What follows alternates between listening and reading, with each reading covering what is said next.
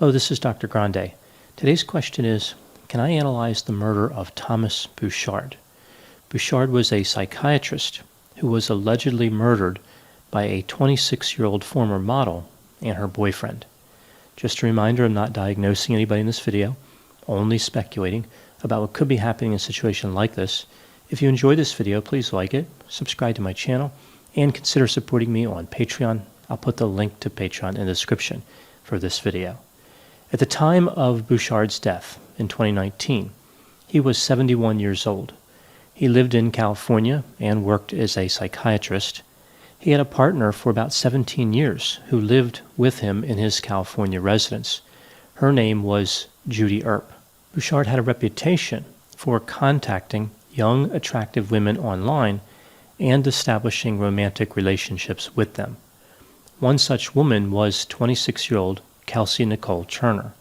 She had been a Maxim model and had posed for Playboy. Turner described herself as an impulsive Russian-American blonde just trying to change the world. Over the course of about a year, Bouchard had spent somewhere around $300,000 on Turner.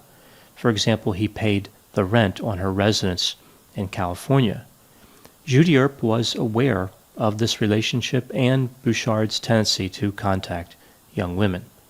After supporting Turner for quite some time, Bouchard eventually tried to cut her off. Judy Earp believed that Turner started extorting Bouchard, threatening to make false allegations which would restrict his ability to find or maintain work.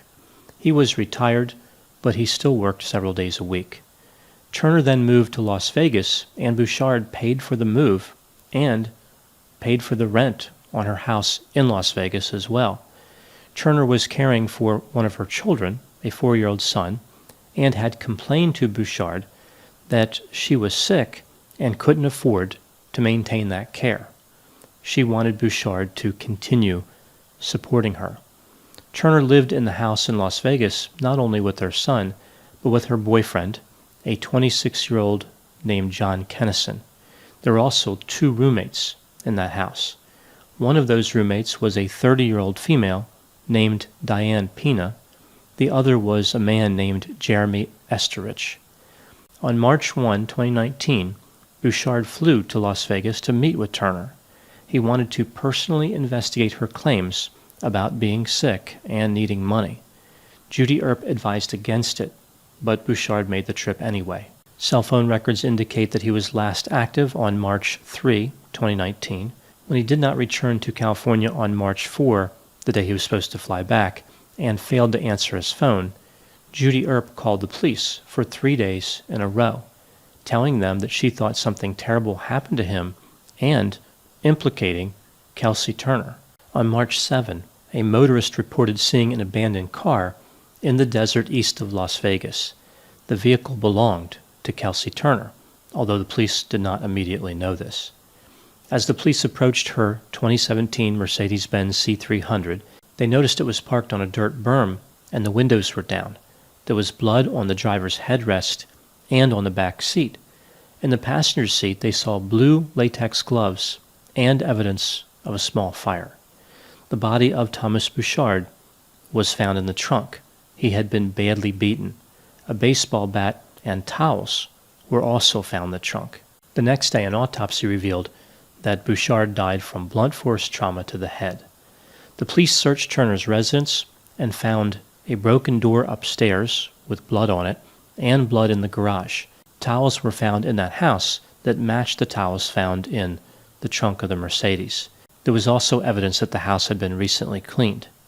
Here's what the police believe happened. These are allegations. At the time making this video, Turner and Kennison have not been tried.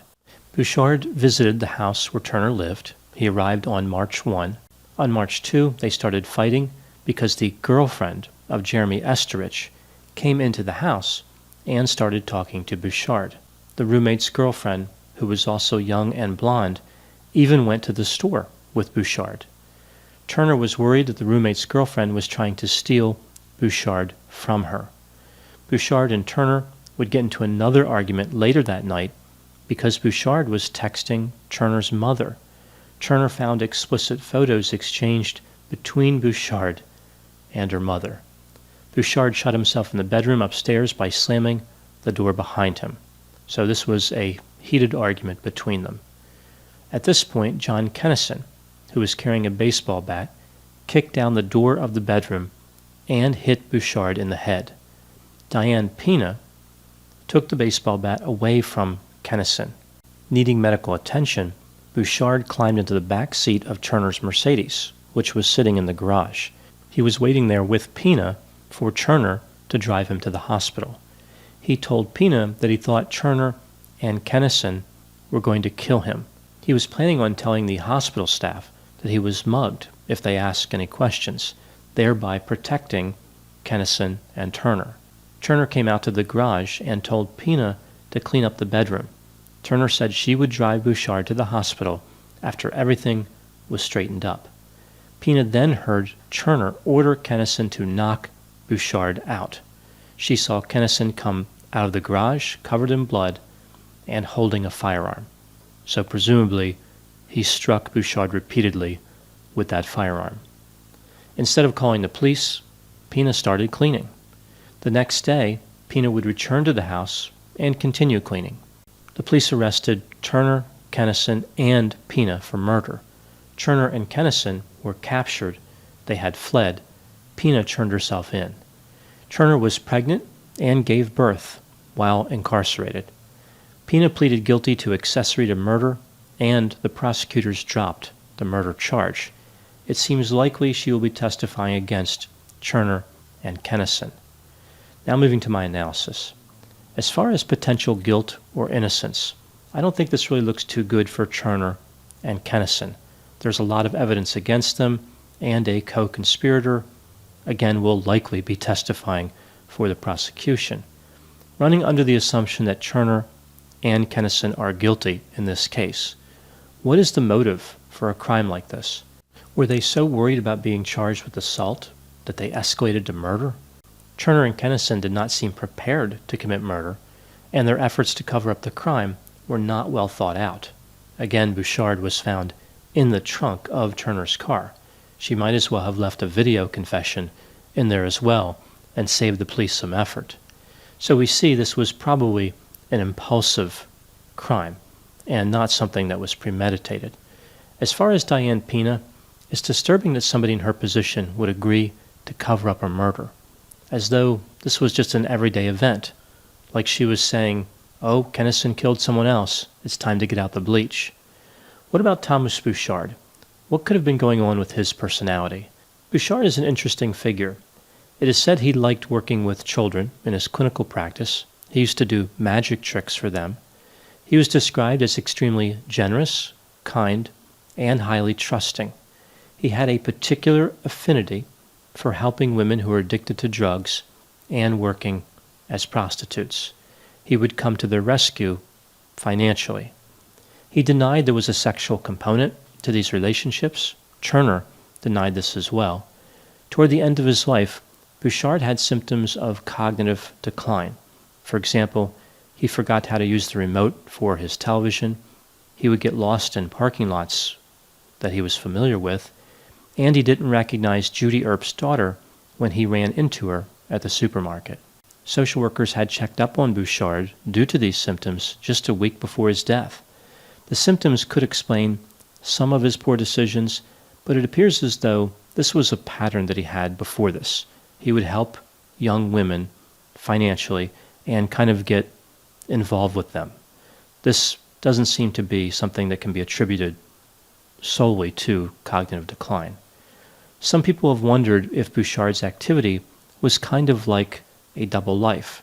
He was a mental health professional, but at the same time, some have referred to him as a sugar daddy. Could a person living that lifestyle be an effective clinician? This brings up an interesting area of study. Assuming that Bouchard was not committing any type of crime by forming and maintaining this relationship, would it matter what he did when he was not working? I think that sometimes a clinician's personal life does tell us something about their clinical abilities or style, even though clients would not be aware of it until something like a murder happens. I think the question really comes down to impairment. Does Bouchard's lifestyle indicate he was impaired? So here I'm not talking about the cognitive components that we see later on. I'm just restricting this to his unusual style of having financially based romantic relationships. I think that it's probably really about boundaries. In this case, both relational and financial. If somebody's accustomed to crossing boundaries in their personal life, it's hard to believe that their professional life would be completely separate. It's easy to picture somebody with poor boundaries entering into a dual relationship with a client. Again, if somebody has poor boundaries, that is a tendency, that is part of their personality, not necessarily something they can turn on and off at will. Even with this in mind, though, I have seen many clinicians who had unusual personal lives who still did a good job in their clinical work. There's no one factor that predicts good or bad clinical performance. Those are my thoughts on the Thomas Burchard case. Please put any opinions or thoughts in the comments section. They always generate an interesting dialogue. As always, I hope you found my analysis of this topic to be interesting. Thanks for watching.